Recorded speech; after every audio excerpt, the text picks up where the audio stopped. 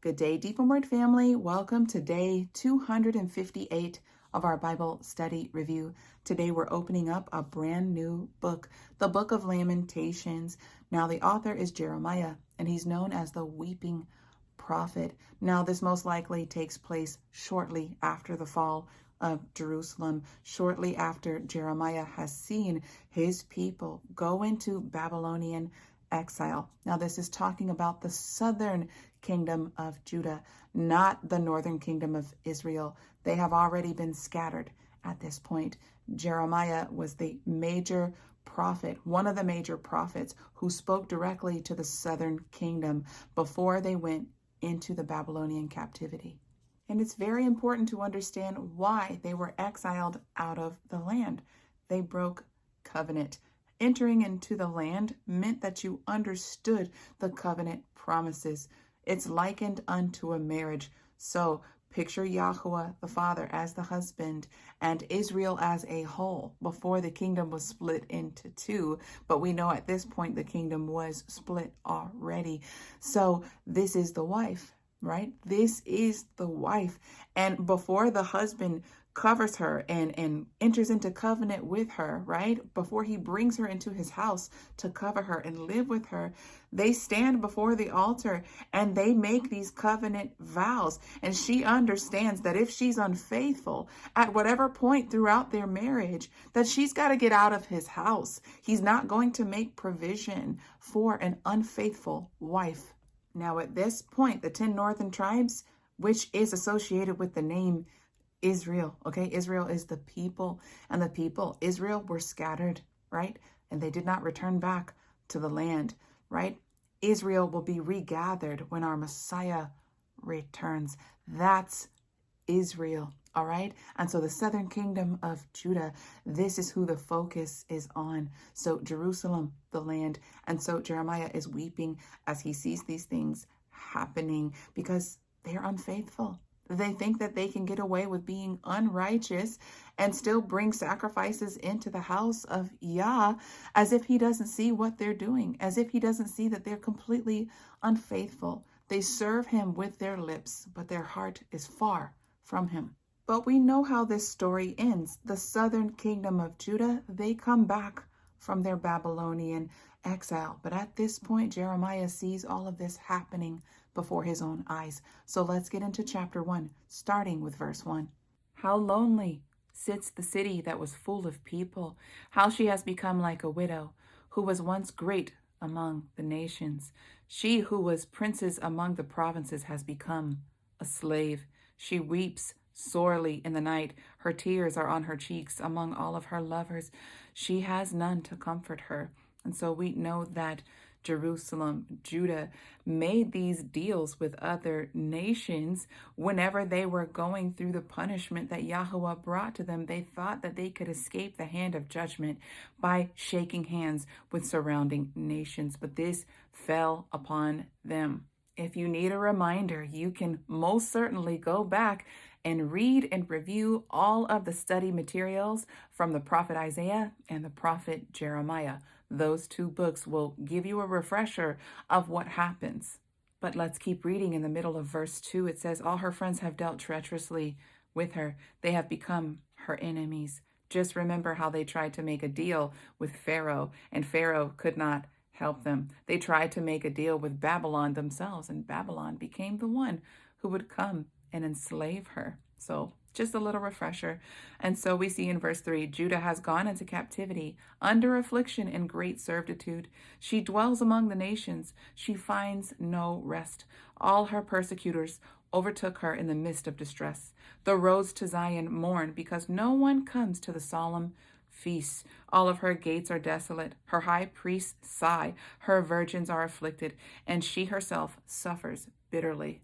Verse 5, her adversaries have become her masters. Her enemies prosper, for Yahweh has afflicted her because of the multitude of her transgressions. Her children have gone into captivity before the enemy. Let's pick up in verse 8. It says, Jerusalem has sinned grievously, therefore she has become vile. All who honored her despise her, for they have seen her nakedness. She herself sighs and turns away. Verse 9, her uncleanliness is in her skirts. She took no thought for her future. Therefore, her fall is astounding. She has no comforter. O Yahweh, look upon my affliction, for the enemy has triumphed.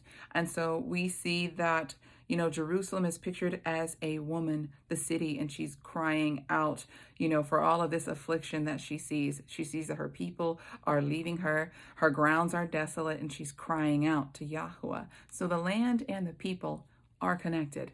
And so Jeremiah speaks on behalf of the city as a woman who cries out, and he says to Yahweh, the adversary has spread his hands over her precious things, for she has seen the nations enter her sanctuary. So the other nations, and we know that's Babylon, has come into the sanctuary. And it says, those whom you commanded not to enter your congregation, they're entering into the congregation. And now as I pick up from verses 15 through 18, picture this as Jerusalem, a woman speaking, right? And so it says, the Adon, or the Lord, has trampled underfoot all of my mighty men in the midst. He has called an assembly against me to crush my young men. The Adon has trodden the virgin daughter of Judah as in a winepress. For these things I weep, my eyes flow with tears, for the comforter who should relieve my soul is far from me. My children are desolate, for the enemy has prevailed. Zion spreads out her hands, but there is no one to comfort her. So she's spreading out her hands for a hug, but no one is coming to bring her comfort. It says Yahweh has commanded against Jacob that his neighbors should be his adversaries, and Jerusalem has become a filthy thing among them, a filthy thing among the nations. This was a kingdom of splendor that all other nations looked up to, but at this point they're looking down. They no longer see her as, this wonderful kingdom. And so we see Yahweh is in the right, for I have rebelled against his commandment. And so the woman who is speaking like she is the city, she's saying, look, my people have sinned against you. And so you are right in your righteous judgments for punishing my people and my city. And so the woman who is Jerusalem, right? The city is speaking as a woman. She says in the middle of verse 21 and finishing out the chapter, says, all of my enemies have heard of my trouble. They are glad that you have done it. Bring the day that you have announced that they become like me. So the city is crying out to Yahweh, I can't be the only one who has done this. The other nations, they don't know you. Certainly they have done the same things. And she is crying out for the day that he brings justice to the other nations as well. And she says, let all of their wickedness come before you, and do to them as you have done to me. For all of my transgressions, for my groans are many, and my heart is faint. And so you see that Yahweh is no respecter of persons. We know that right and wrong has been placed in our hearts, and there's a deeper responsibility on his own people who he has entered into covenant with than the outsiders, because we know better. Now we walk into chapter 2, and this is talking about the anger of Yahweh over Jerusalem and his people. It says, how the Adon has covered the daughter of Zion with a cloud of his anger. He has cast down from heaven to earth the beauty of Israel. He has not remembered his footstool in the day of his anger. Yahweh has swallowed up without mercy all of the inhabitants of Jacob. In his wrath he has thrown down the strongholds of the daughter of Judah. He has brought them down to the ground. He has profaned the kingdom and its princes. He has cut off in fierce anger all of the might of Israel. He has drawn back his right hand from before the enemy. He has burned against Jacob like a flaming fire, devouring all around. He has bent his bow like an enemy, with his right hand set like an adversary.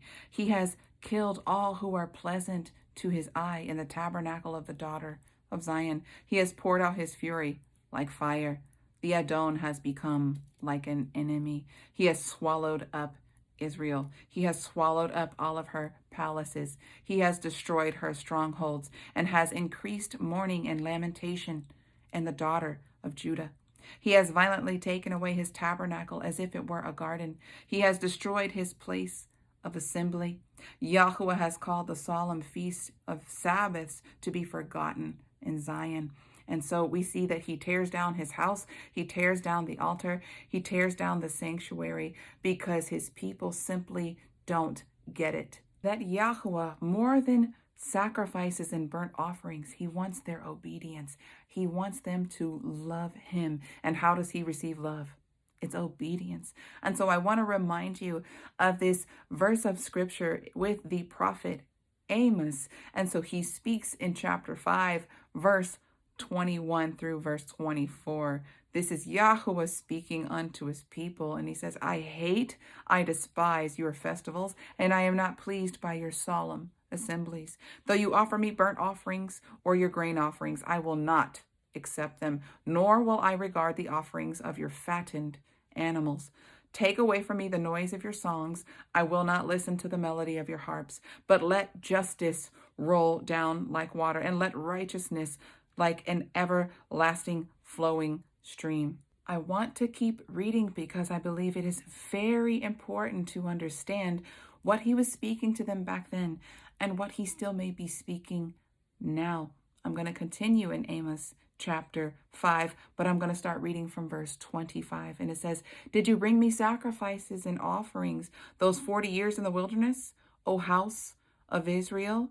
But you will carry away Moloch, your king Ramphan, with your star images, your gods, or your mighty ones that you have made for yourself. As I drive away into exile beyond Damascus, says Yahweh, whose name is the Elohim of hosts. And so he was basically judging them for putting idols and putting these images before him. And that star of Ramphan is still prevalent in the land. Now let's get back to Lamentations chapter 2. I'm going to pick up in verse 11. So this seems to be Jeremiah speaking now. And he says, My eyes fail with tears. My spirit is greatly troubled. My bile is poured out on the ground because of the destruction of the daughter of my people, because the children and infants, they faint in the streets of the city. I'm going to pick up in verse 13. He says, What can I say for you? To what shall I liken you to, O daughter of Jerusalem? What shall I compare you with, that I may comfort you, O virgin daughter of Zion? For your devastation is great like the sea.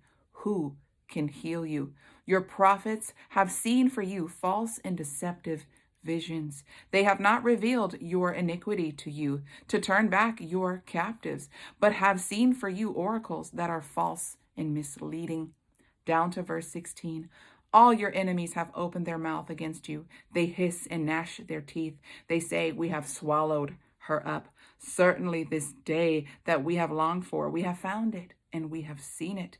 Yahweh has done what he has planned. He has fulfilled his word that he had commanded in the days of old. He has thrown down and has not pitied, and he has caused the enemy to rejoice over you. He has exalted the power of your adversaries. Down to verse 22. You have invited, as to a feast day, the terrors all around. In the day of Yahweh's anger, no one escaped or survived. Those whom I held and I raised, my enemy destroyed. And so we see that when the people of Yah are disobedient and they believe that they can do whatever they please and still live peaceably, that is not the case. You see that Yahweh is not on the side of any man. Yahweh is on the side of his righteousness and his justice, and he expects his people to execute those things. But if they do not, they will also fall to the sword. They will also be judged. Judgment falls on the house first. Deep in Word family, that's all that I have for you today. Until tomorrow, Yah bless.